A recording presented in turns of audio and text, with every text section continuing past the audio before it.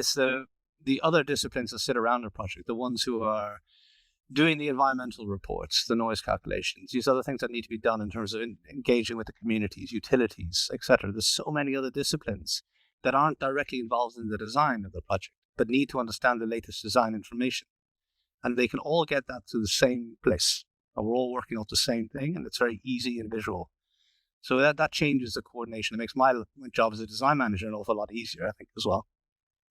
So it's quite exciting. Yeah, and I think BIM's been one of the big revolutions, like you said, as a technological boost, because like a digital twin could be a LiDAR or a drone 3D model of an area, but what we can do with BIM and the products through Autodesk, and those really help you like see what's going on and actually look at the construction and the progress in the design day by day.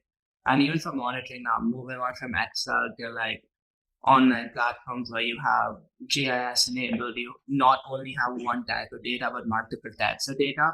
So you're not restricted to the select sensors. And I think that kind of stuff really just gives people a bigger idea of what's going on. It's like your Apple Watch now. Before you had to go and get your heartbeat with a stethoscope, and now you have all your steps, your heartbeat, your blood oxygen, everything coming from one device.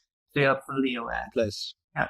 Exactly. Yeah. And that's what we try to do on the project. We've created that kind of a system on our project here. It's obviously tailored to the needs of our project. A web portal where we can get project management information about hours spent, resourcing, all of that, but then also design information and so on. So it's just a useful place. I come in the morning. That's the first thing I open up.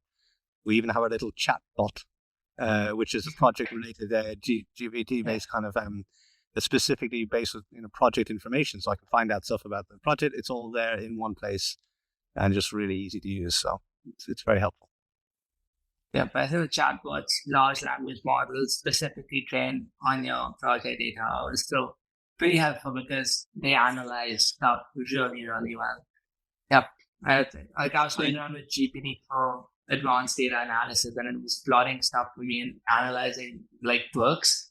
I was like, it's worth it. That's amazing. Yeah. I mean, this is certainly not my area of expertise, but I've been fascinated to watch how a few guys on the team have been playing around with this. So they've created this chatbot, but based, like you said, it's based on all the project information. And it seems like, just from what I understand about it, the trick has been getting the background prompts right so that it gives the type of answer that we on the project would need. And it structures the answers in a way that, in a logical way that makes sense to how we would need it. And I can see that now. If I ask a question, it builds an argument exactly in the way that I would want to build an argument if I have to go and answer a question from a client. So I can now get a question from a client in an email. I can literally write that question into chat GPT, and I can just copy and paste the answer back. And it's written in a really structured, clear, easy to understand, but very concise way. It's remarkable. It used to take us hours to do. So exactly. Yeah. More time for coffee. It's great.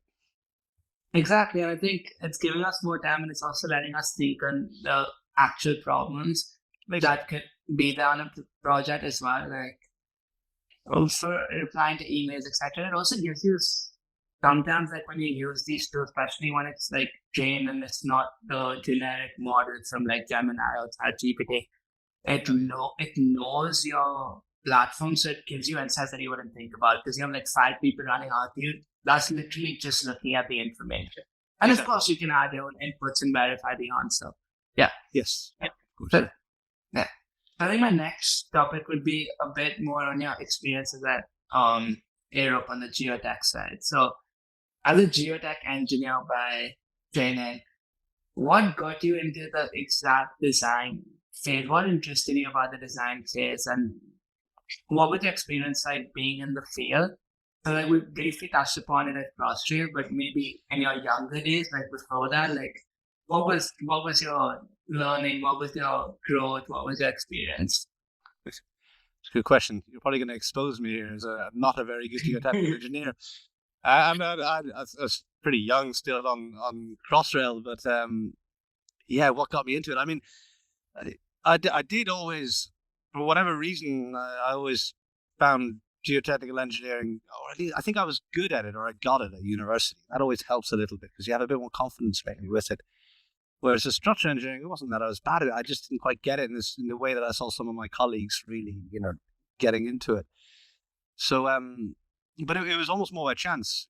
Well, when I graduated, I took a job in Spain with a construction company, with Ferrovial, the contractor, in their technical office, and it was in their geotechnical team. So that kind of work was doing a bit of design work on some projects, and also doing a bit of tendering work, trying to understand the maybe geotechnical risks associated with a project, so that they could understand that and build that into their bid for a project. But also a good bit of design work.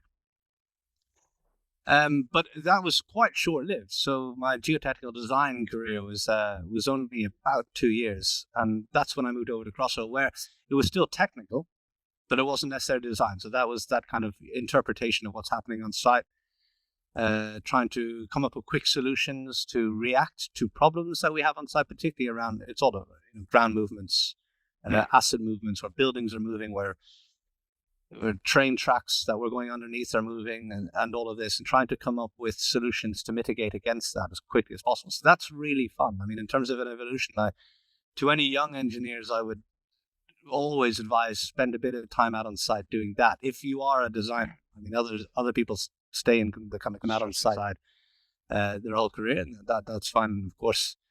But for those who do go into design, I think the advantage of spending time on site and understanding how the construction impacts things, and how sometimes you need to react very quickly to problems or things that you didn't necessarily expect.